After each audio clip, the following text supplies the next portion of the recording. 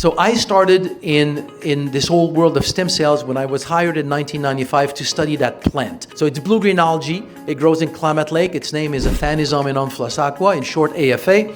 So it was effect on inflammation, immunity, and mental clarity. We very quickly identified the mechanism of action and active compounds for these conditions.